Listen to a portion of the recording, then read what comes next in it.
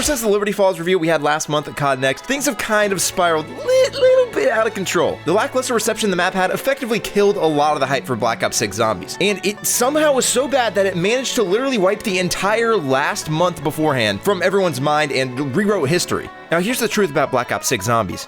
It's going to be incredible and genuinely has the chance to possibly be the best zombies we've ever had. And that's why I'm here with a list of every single reason I believe you should be excited for Black Ops 6 Zombies. With a lot of these things, I guarantee you either forgot about or had no idea were ever even a thing. So without further ado, let's first off get into what I think are the most important changes that they've made already. So first off, the crew is back. I'm someone who believes that a zombies game can never truly be a 10 out of 10 without a set crew. It's a core part of zombies, and it's just as important as the ray gun, mystery box, perks. Without it, it's just not zombies. The lack of a crew significantly hurt the experience for people like me, both in terms of story and gameplay.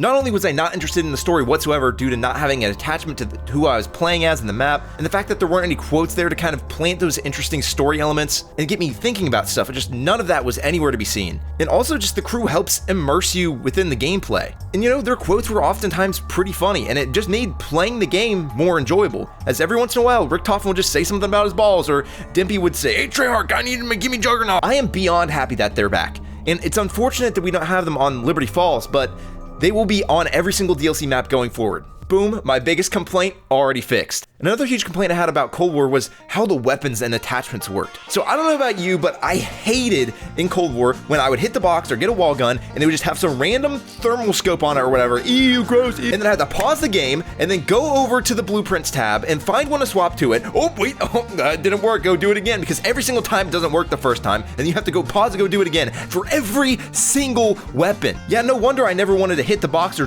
go buy any other guns, because I had to do that shit every single time. And thankfully, we're back to the Black Ops 3, Black Ops 4 weapon kit system.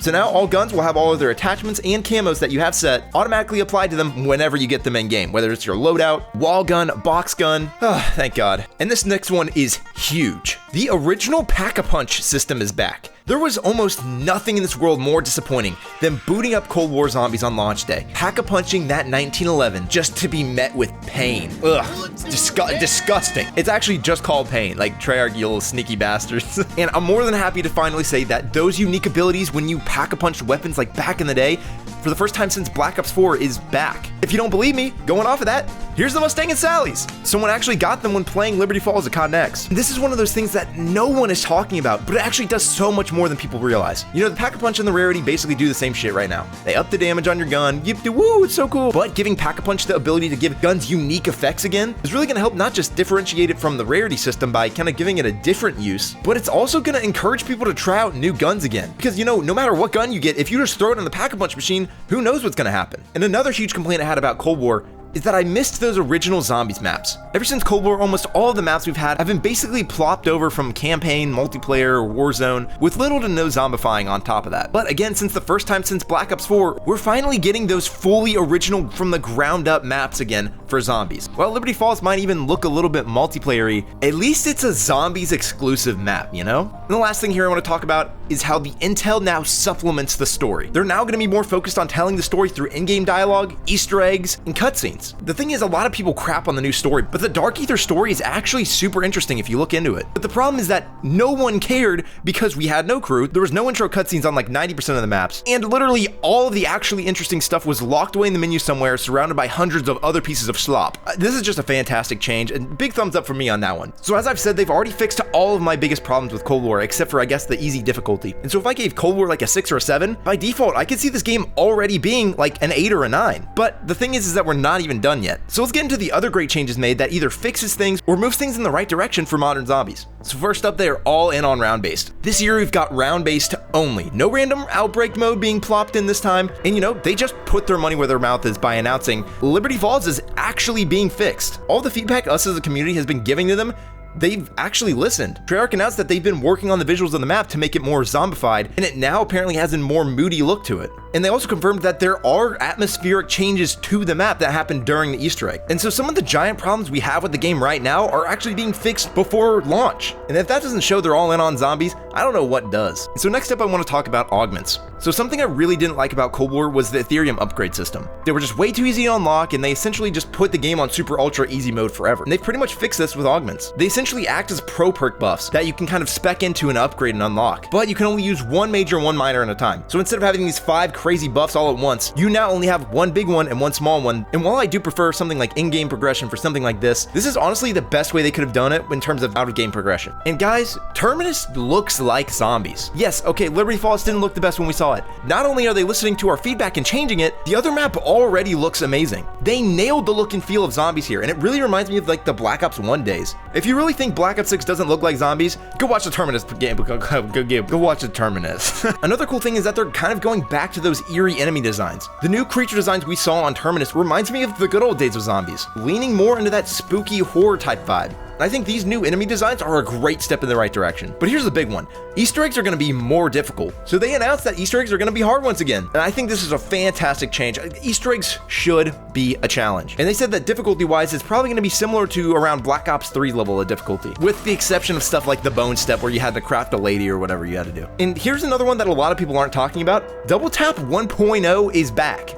Technically, Black Ops 6 has a rapid fire attachment option on every single gun in the game, effectively bringing back double tap, but just as an attachment. And another easy dub here, infinite self revives, gone. Limiting it back to 3 like we used to have is going to do a whole lot for high round games. And last up in this section, I want to talk about armor. And the change made here is that now it's a wall buy and it costs points instead of salvage. And it's actually quite a bit of points. This is a fantastic change, as now armor is more of a luxury thing you kind of have to invest into and choose to spend your money on. You know, do you get Speed Cola or Pack-a-Punch or armor? One of the most fun things in zombies is that risk-reward decision making. You know, that you can make every single game different. Maybe you packed instead of buying armor this game, but you do the reverse the next game. And those 2 games could play out significantly different. And also it being a wall buy gives more purpose to those parts of the map, sort of how the perk machines do. And you know, it's a chalk outline, and that just feels like zombies. Also, armor plating, while a bit controversial, should thankfully increase that skill gap. You can't just turn off your brain and walk over armor plates anymore and instantly have them equipped. You have to learn when and where are good times to plate up, and you have to outmaneuver the zombies while doing so. While yes, it is Warzone-y, I do think it is a net positive though.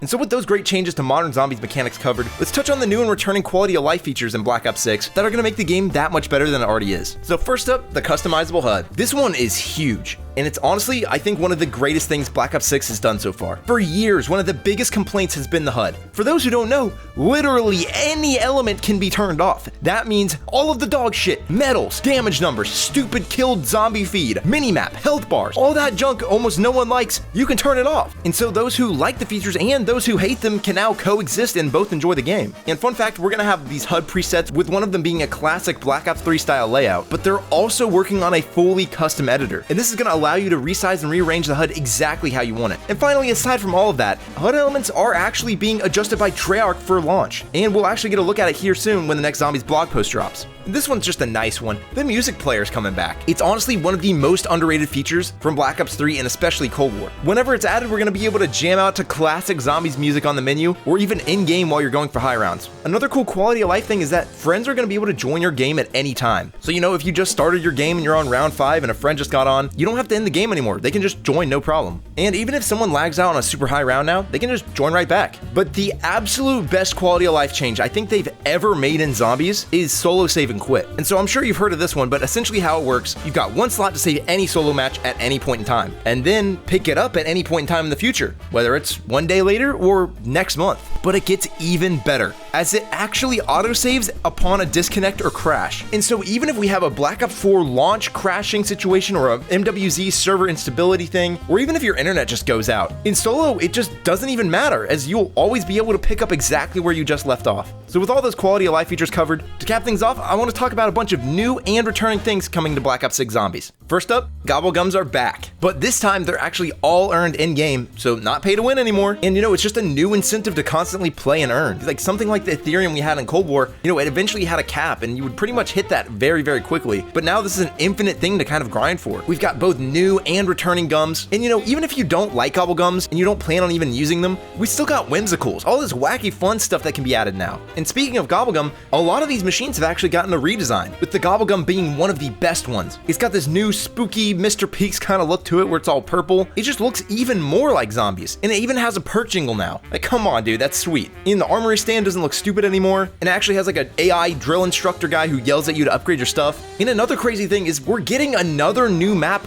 before the end of the year in Season 1. And this is the second time it's ever happened in zombies, with the first and only other time being Black Ops 4, which is just incredible news, because even if you don't like Liberty Falls, dude, we're getting another new map in like a month, which is crazy. And another really cool thing is the living world mechanic. So every time you play zombies, different events can actually happen. One time you'll pass through a room and there's nothing, you just move on. The next game though, when you hop in, there's gonna be a zombie eating some random guy, and you kill it, you get some points, you even get a free gun. Or maybe next time you enter that room, there's a zombie that busts out of a pod and just jump scares you. You know, it's gonna make these maps feel not just more immersive, but they're gonna be more replayable, as zombies itself is already a replayable mode, and this is just gonna enhance that even more. Another cool thing is we've got sick camos to grind for. Not only do these look incredible, most importantly, they've removed the need for a weapon level to do challenges. So no more grinding weapon levels in a corner on D Machine until you get to round 50. You just get the gun, and then right off the bat, you've got a handful of fun challenges to do. It's less of a tedious grind, and it's just gonna be more enjoyable overall. And they just confirmed we've got 2 brand new Kevin Sherwood Easter egg songs at launch. You know, even if somehow they completely combust the game and it's somehow awful, we've got 2 guaranteed bangers on the way.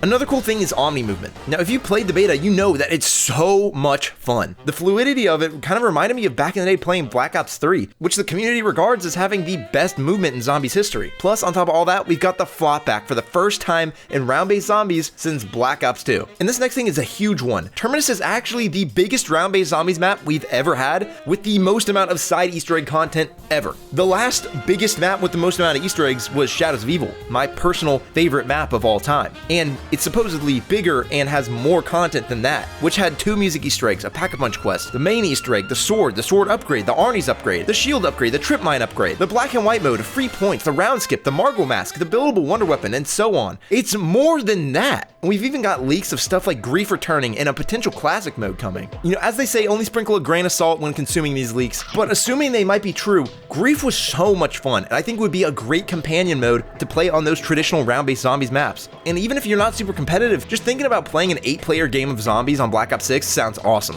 And of course, that classic mode, if that's true, it would literally fix 90% of people's issues that they still have that they haven't fixed already. Stuff like loadouts, armor, rarity, hell, maybe even the old point system. Anything and everything could be tweaked to give us a true classic experience on modern zombies. We've also got rewards for completing Easter eggs for the first time. We know for completing Easter eggs in Black Ops 6, we actually unlock wonder weapon skins. That alone is so cool. And you also get exclusive rewards for doing the Easter egg before the guided mode releases. And which, speaking of, guided mode. It's both a mode for casual and hardcore fans to do the main quest. Casuals get to experience something they normally otherwise wouldn't, and might get them even more interested in zombies. And hardcore fans no longer have to look up a guide every single time they just want to hop in and do an Easter egg for fun. And it actually helps them learn the Easter egg themselves so that they know what they're doing when they actually go to try and attempt it in normal round-based. And the cool thing is that this is added a 1 month after the actual Easter egg is solved. Meaning for the first month, we've got the traditional Easter egg hunts back, where us as the community have no help whatsoever and have to find these steps and solve the Easter egg on our own. And it actually doesn't even give the rewards doing it normally does. So if you want those cool wonder weapon blueprints, you're gonna have to learn how to do it and go do it in normal round-based zombies. And even if you don't want to play it whatsoever, this allows more people to experience Easter eggs, which in turn is gonna mean Activision is gonna want to put more resources towards it, likely making the Easter eggs in Black Ops 6 bigger and better for everyone. And a little one here is we've got unique daily challenges for zombies coming at launch, you know, kinda awesome. And lastly, we've got the return of the classic prestige system. You know, the original prestige system, whether it was in multiplayer or zombies, it was just fun to kind of go through all those levels again. And now you get new rewards for prestiging each time, as well as apparently really cool mastery rewards. And something not a lot of people are thinking about is how this can help with the difficulty, as when you prestige, everything's locked again. Meaning likely your augments, specialist, and even stuff like self-revive and other crafting recipes, and most importantly loadout guns, are all gonna be relocked, and you're gonna have to rise to the ranks and get them back. So maybe if you have everything unlocked, the game's pretty easy, but man, if you're going through those prestiges, you might be having a rough time. And so with all that stuff said, if you thought Black Ops 6 was gonna be doo-doo ass, you were actually totally valid in feeling that way. The way the game had been marketed would make any casual COD fan or even casual zombies fan pretty disappointed. Why is the small bonus map Liberty Falls being marketed as the main zombies experience? It's even on the back of the box. To a giant chunk of people, all they know about Black Ops Zombies is the Easy Balls map, and they might not even know Terminus even exists, let alone the giant Zombies blog post full of incredible changes to the mode. Well, yeah, hardcore fans were willing to look at YouTube videos and a 3 to 30 page blog post that took like an hour to read. What we really needed was a dedicated portion of COD Next to go over all of the Terminus information, as well as all the stuff we had in that blog post to kind of show all of these new amazing Zombies features to the general audience. And you know, I feel like people deserve to actually be excited for the mode, which is exactly why I'm making this video, and I hope I was able to make up for that. And so I'm curious, is there anything about Black Ops 6 Zombies that you know about now that you didn't before this video? And what thing about Black Ops 6 are you most excited for? Let me know down in the comments. And if you want to see more from me, you can check out my other Black Ops 6 Zombies videos on screen now. And if you want to talk more about zombies and get a look at upcoming videos, why not join the new community Discord? The link's on screen in the pinned comment.